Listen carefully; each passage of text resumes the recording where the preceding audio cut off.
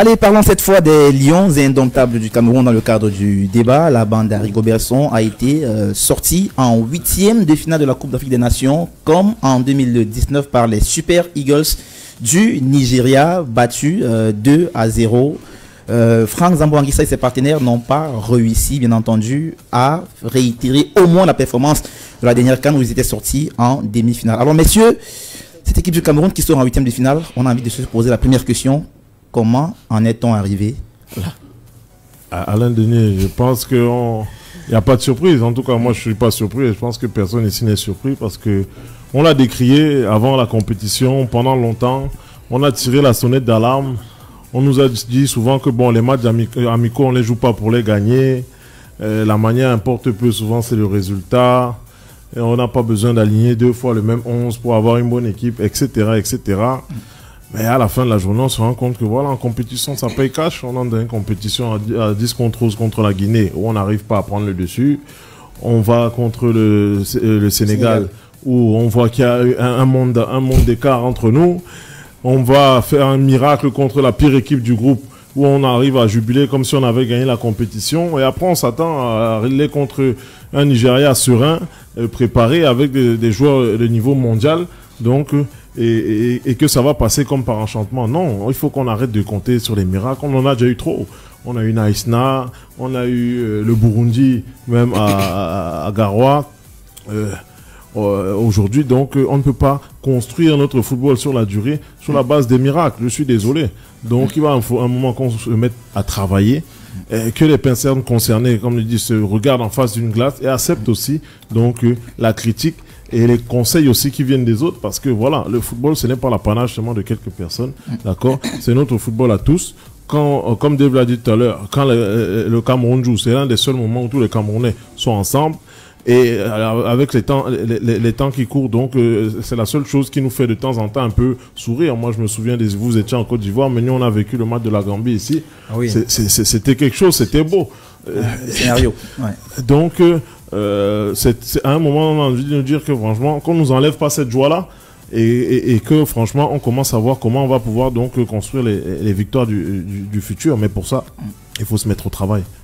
Franck, on a suivi le chef de l'État. Je crois que ce que dit Charles va en droite ligne avec ce que le chef de l'État a relevé dans son discours. Il faut se regarder dans une glace et essayer d'avancer en prenant des bonnes décisions.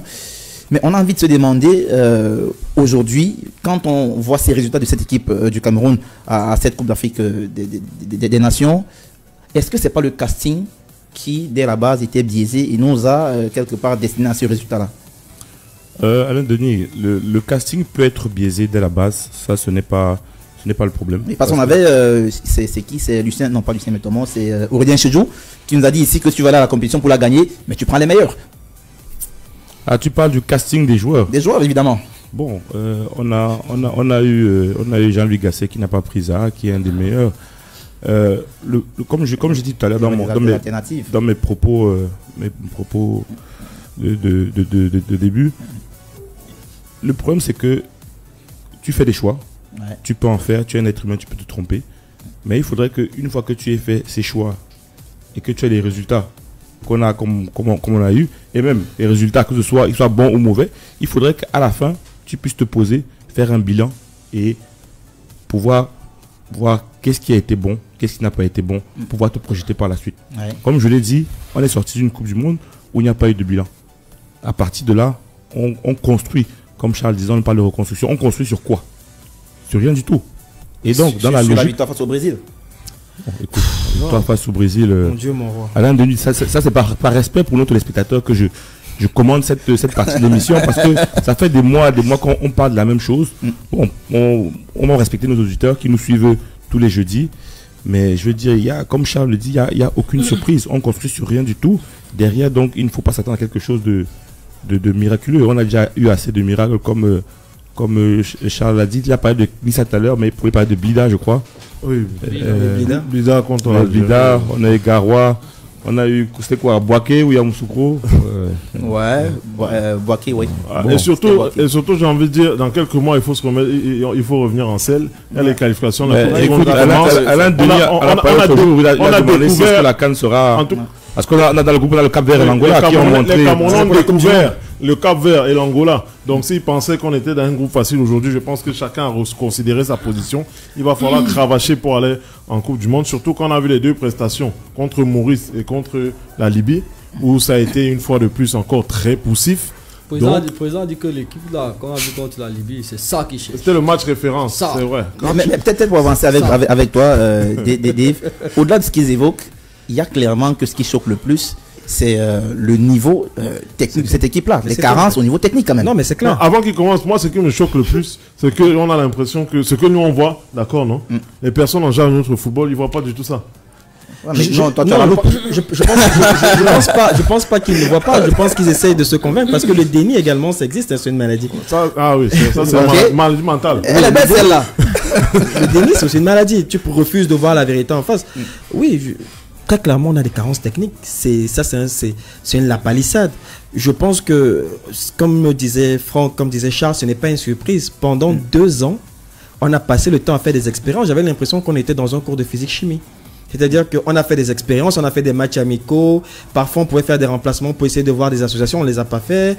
On a mélangé des...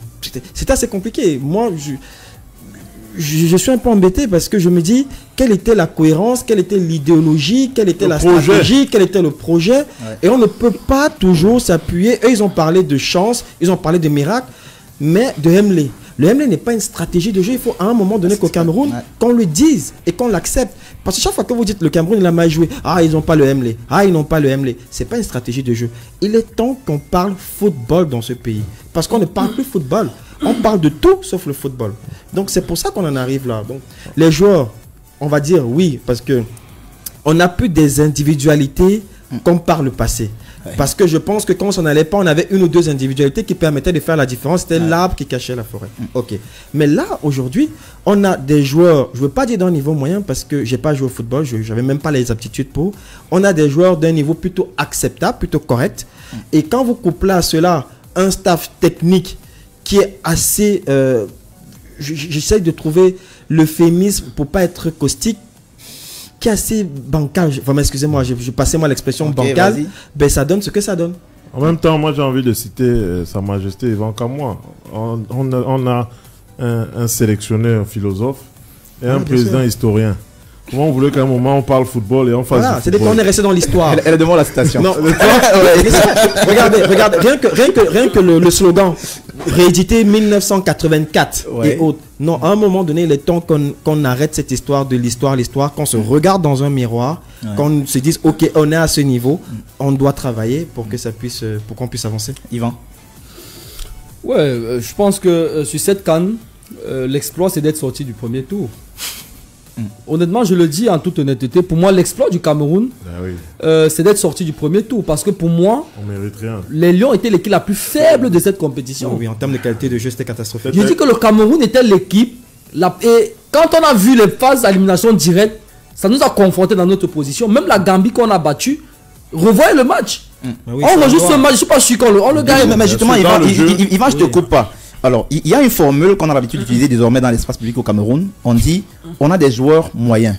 Mais quand tu regardes le Cap-Vert, quand tu regardes la Mauritanie, l'Angola, ils n'ont même pas 3 joueurs dont tu peux citer les noms. Mais voilà, bien sûr. Alors maintenant, on a au moins des joueurs qui jouent dans des clubs assez importants. Donc, ma question, mais cette affaire de joueurs moyens et donc mauvaise équipe, je suis désolé. On a eu le débat ici, là, on a comparé le groupe de 2017, le groupe de 2021 et le groupe de 2023. Je suis désolé, actuellement, on a une des meilleures générations. Yvan. Oui, j'étais justement en train de venir dans ce sens-là, Alain Denis. C'est-à-dire qu'aujourd'hui, quand vous voyez la Mauritanie, vous avez la Mauritanie jouer contre l'Algérie. On va dénommer, hein. On a vu ce match ensemble. Vous avez la Mauritanie jouer face à l'Algérie. Non, ça joue. Ça joue. Donc on veut me dire que le groupe camerounais qui était à la CAN là, qualitativement, est moins bon que le groupe mauritanien, non. Et autre chose, quand vous savez que vous avez un groupe qui n'a pas de fortes individualités. Quand vous regardez par exemple, je vais citer même le Nigeria qui est arrivé en finale là. C'était pas des individualités. Le Nigeria n'a pas de très fortes individualités. Vous enlevez aux immenses. Ils avaient un plan de jeu. Ils ont un plan de Chukwueze. Non, même Chukwueze a été transparent sur la compétition. Ils ont un plan de jeu. Il y avait aussi Lookman qui surnage un tout petit peu. Le reste, en fait. Mais sinon. Et après, tu as Ekong en défense centrale qui est quand même. Voilà. Mais sinon, le Nigeria, ça a été le plan de jeu. Je t'assure que beaucoup de gens. Je t'assure que si tu n'es pas un féru de foot, beaucoup ont découvert Ekong sur cette canne. Ah, Ekong, il nous a toujours fait mal au Cameroun. Si tu n'es pas un féru de foot, Ekong, c'est pas le défenseur africain qui a le nom le plus ronflant. Mais lui, beaucoup de gens ne le connaissent pas. Et donc, quand on en arrive à cette situation-là, c'est pour dire que ce n'est pas seulement les éléments techniques qui nous ont manqué dans la compétition. Parce que si tu n'as pas de très fortes individualités et que tu as un staff technique qui a de la qualité, qui a de la suite dans les idées, tu réussis à monter un collectif qui est fort. Je prends tout l'exemple sur cette équipe de Mauritanie. Ouais. Honnêtement, c'est une des équipes qui m'a le plus bluffé parce que quand vous regardez cette équipe se déploie, vous sentez une équipe des palais de plan de jeu. Un plan bien pensé. Même la Gambie qui nous combat 3-2, tactiquement, tu sentais qu'il y a quelque chose de construit. Mais la Gambie nous a dominé pendant 75 minutes. Bien sûr. On a joué 10 minutes dans ce match et on a été porté, tu as parlé d'irrationnel, on a été porté par quelque chose d'irrationnel. On marque 3 buts dans les 15 dernières minutes. Mais sur le reste du match, honnêtement, les Gambiens méritent de gagner ce match par rapport à nous. Mais comme on est dans l'improvisation, le bricolage, et je ne sais pas quoi d'autre, ça ne peut pas être des outils de management dans le football moderne d'une équipe. Ce n'est pas possible. On peut tout le temps être en train de bricoler, de tenter des choses. On improvise, tout le temps on est dans l'improvisation. Et quand ça rate, on vous dit on est la reconstruction. On reconstruit quoi? On reconstruit du matériel vétuste. Reconstruire veut dire que ça a d'abord été cassé. On a cassé quand pour reconstruire? Mais nous, Tolo, il a démonté ça depuis. Hein. Reconstruire suppose qu'on a fait une autopsie des précédents échecs, qu'on a tiré des leçons. On espère qu'il sera dans la prochaine liste. Hein, parce qu'on nous a habitués vraiment à ne pas avoir le droit de parler. Et cette équipe-là, honnêtement, il nous a manqué de beaucoup de choses. Et ça nous ramène à d'autres facteurs qui ne sont pas forcément des facteurs de terrain. Parce qu'après, pour avoir... Et on vient de le démontrer que le Cameroun n'était pas l'équipe la moins nantie en termes de qualité de joueur dans cette compétition. Et là, ça nous ramène à l'environnement. Comment est-ce que cette équipe fonctionne? Oui, mais quand vous avez une équipe qui, à 2 heures d'un match, est en train de faire une réunion parce qu'il faut désirer du gardien qui doit jouer dans les buts, je suis désolé, là, c'est plus le terrain. Mais avant d'arriver à ce niveau-là, on a eu, toi et moi, Hugo Brost en interview, et qui te disait que le problème du Cameroun, c'est la grosse pression qui existe autour de cette équipe-là. Il dit que le Cameroun, quand il va à la CAN ou à la Coupe du Monde, tous les Camerounais, même les dirigeants, pour eux, c'est qu'il faut aller gagner. Et donc, ça met un supplément de pression aux joueurs qui, sur le terrain, sont un peu tétanisés même par l'enjeu, ne peuvent plus mettre un pied derrière l'autre. Est-ce que c'est pas aussi là le problème camerounais aujourd'hui? Oui, mais Alain Denis, c'est pas un contexte qui est nouveau. Ok. Non, je pose la question, moi, non. Alain Denis, c'est pas un contexte. Ce contexte n'est pas nouveau. On l'a vu en Côte d'Ivoire aussi, c'est-à-dire les premiers matchs, c'était beaucoup trop de pression. Il faut gagner. Et ça n'a pas marché directement. Oui, mais Alain Denis, il est une chose d'échouer. Il est une chose d'échouer d'une certaine façon. Lamentablement. Vous pouvez avoir on te dirait échouer, c'est échouer. Non. La manière de parlant justement du cas des Ivoiriens. On a rencontré plein de gens qui nous disaient le plus important, c'est pas de perdre. Mais c'est la manière de perdre. C'était le 4-0 contre la Guinée. C'est l'impuissance que dégageait le Cameroun qui était la chose la plus accablante. Alain Denis, on joue 100 minutes contre le Nigeria, on ne tire pas au goal. Charles, excuse-moi, on aurait même pu faire 5 jours. J'ai l'impression qu'on aurait pu faire 5 jours. On n'aurait pas fait quelque chose. Le Nigeria qu'on a vu défendre 90 minutes contre la Côte d'Ivoire. Franchement. Côte d'Ivoire championne d'Afrique. Ah, arrête. Mais peut-être pour avancer sur le sujet, allons au niveau des responsabilités. Beaucoup de voix sont élevées pour dire que quelque part, il y a eu cette émission du président de la fédération sur le côté technique et que c'est peut-être cela qui avait aussi plombé cette CAN de ces joueurs-là. Écoutons d'abord Hugo Brost qui s'est un peu exprimé sur cette façon de fonctionner au Cameroun avant de revenir pour en débattre. Oui, Eto'o est une très grande personnalité. Oui. Très grande personnalité. Et parfois, ces gens pensent qu'ils doivent aider partout. Ouais. Et ils prennent parfois l'initiative, même au moment qu'ils ne doivent pas le faire. Okay. Donc, on doit laisser travailler les joueurs. Les gens, pardon. On doit laisser travailler les gens. On ne doit pas toujours, et même s'il a l'expérience, parce que ça a été vraiment un très grand joueur, mais là, il faut se distancier un petit peu. Et je pense que ça, c'est un peu le problème de Eto'o. Eto'o veut faire du bien, vraiment du bien pour son pays. Mais parfois, il il est trop sur l'affaire. Ouais. Il veut vraiment percer ses idées, ou il veut vraiment percer ce qu'il veut faire. Et ça, c'est pas toujours bien. Tu mets les gens en doute parfois, parce qu'ils disent ah oh, et personne veut dire non ou ose dire non à Eto'o, parce que oui, quand tu es devant Eto'o, tu es devant un grand joueur, un grand homme. Donc, et ça, c'est peut-être un petit peu le problème d'Eto'o. C'est pas négatif, ce que je vais faire, mais peut-être si je distance un petit peu de tout et laisse travailler les gens un peu plus en liberté, sans qu'il est toujours là, je pense que ça peut aider. Alors, 11 ans, au cœur de la CAN.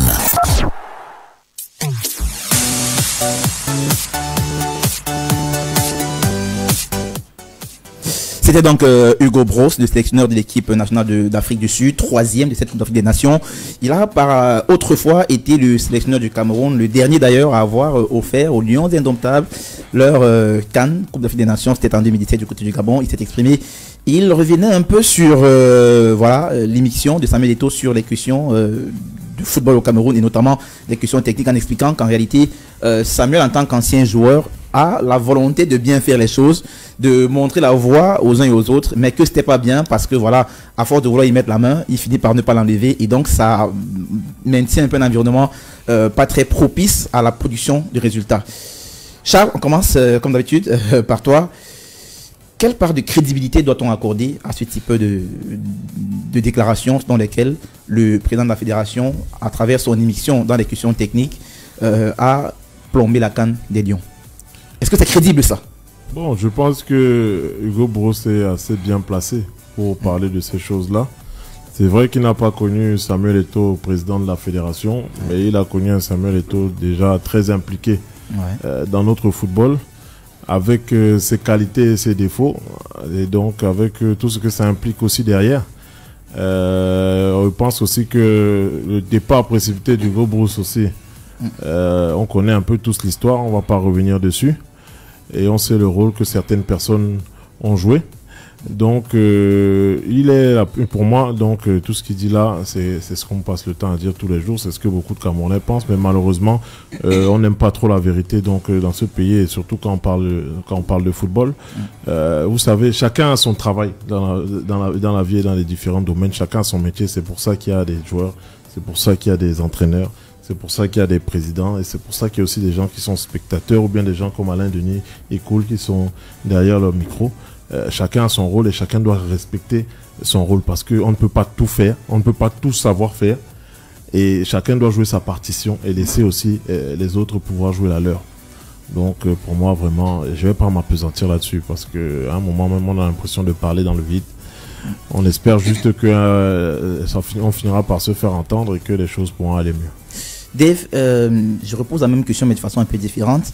Est-ce que le fait qu'un président de fédération, qui est quand même un ancien joueur, un ancien grand et même très grand joueur, ça il faut l'avouer, qui vient donner des consignes à certains joueurs en veille de match, est-ce que cela peut être contre-productif ou alors ça ne peut qu'être tout bénéf pour l'équipe? C'est à double tranchant en fait. Ça peut être productif parce que justement de par son expérience, de par sa qualité il était un très grand joueur comme tu l'as si bien cité, il peut justement donner quelques conseils. Maintenant le problème c'est que les conseils ne sont pas des consignes. Voilà. Maintenant effectivement c'est peut-être un signe aussi de désaveu. C'est un signe de désaveu vis-à-vis du staff, parce que du staff technique, parce que si le président aujourd'hui se substitue au coach et autres, ça veut dire qu'il y a un problème dès le départ. Et maintenant, vous savez, pour Eto'o, c'est un peu compliqué. C'est un peu compliqué parce que j'ai le sentiment que il s'est un peu embrouillé dans son après-carrière. Excuse-moi de faire cette parenthèse-là, parce que il a toujours dit je vais être entraîneur. Et là, aujourd'hui, il se retrouve dans l'administratif, dans des bureaux.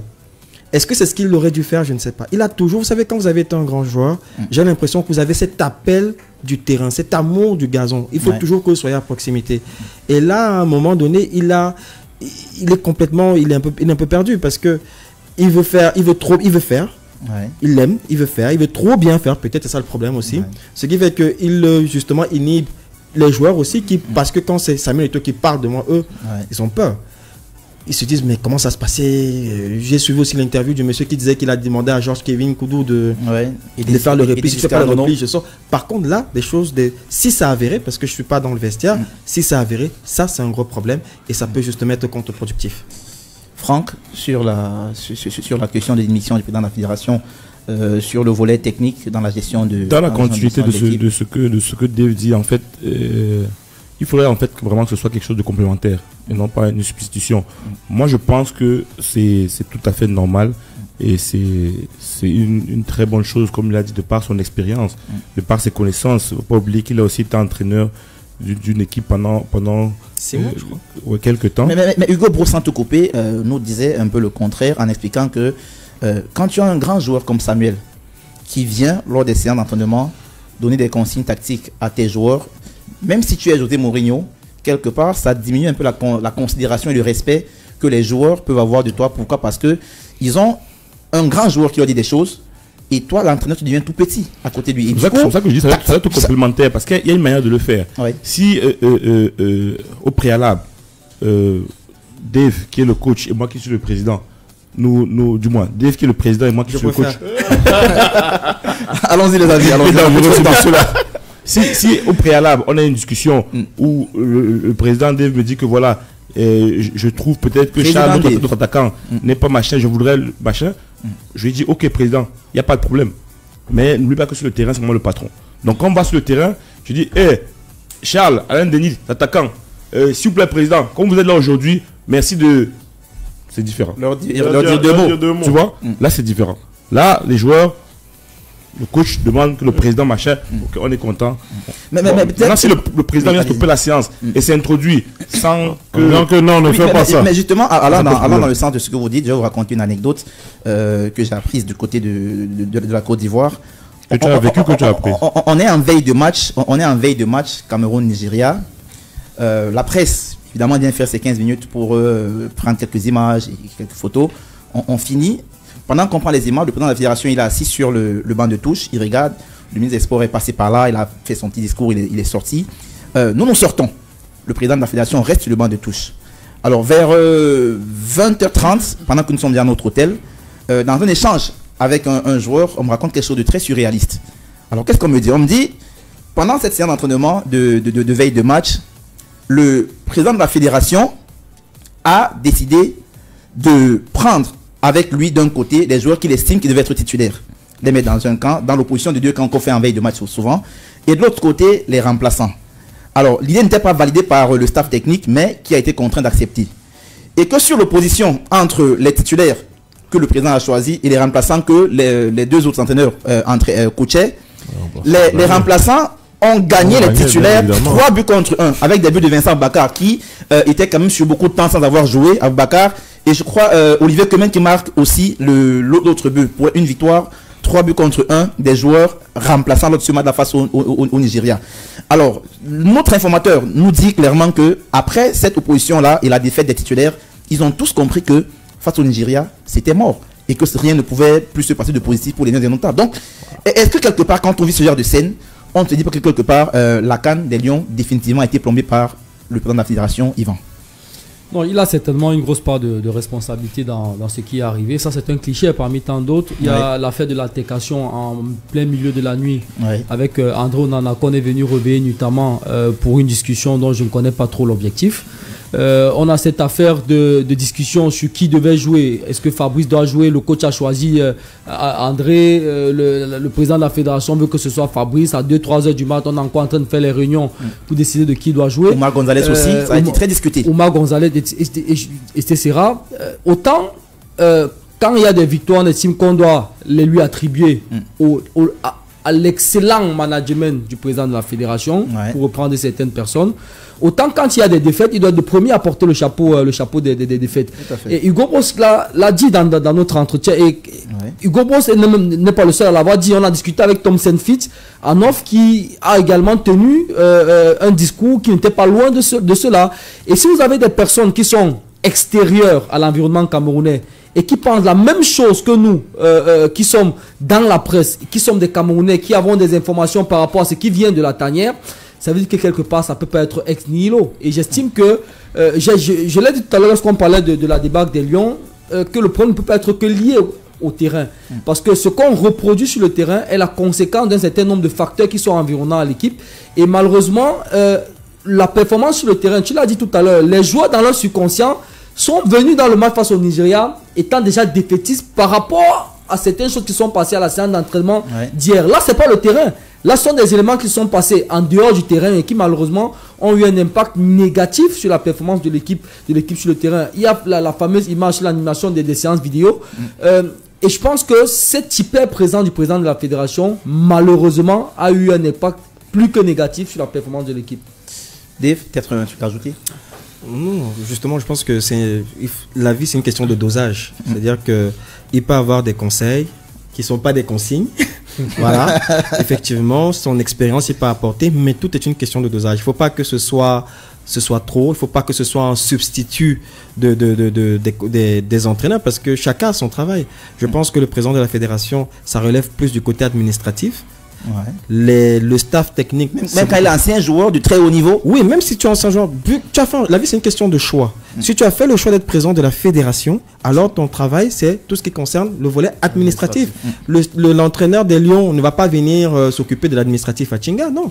Chacun doit avoir son rôle, et il a parlé on parle en économie, on parle de la division internationale du travail. Chacun doit être spécialisé dans quelque chose. Donc c'est à chacun de rester dans son couloir, comme on dit trivialement au Cameroun. Les amis, c'est terminé pour le débat. On va cette fois-ci remettre en jeu votre statut d'expert à travers le quiz. 11 entrants. Le quiz.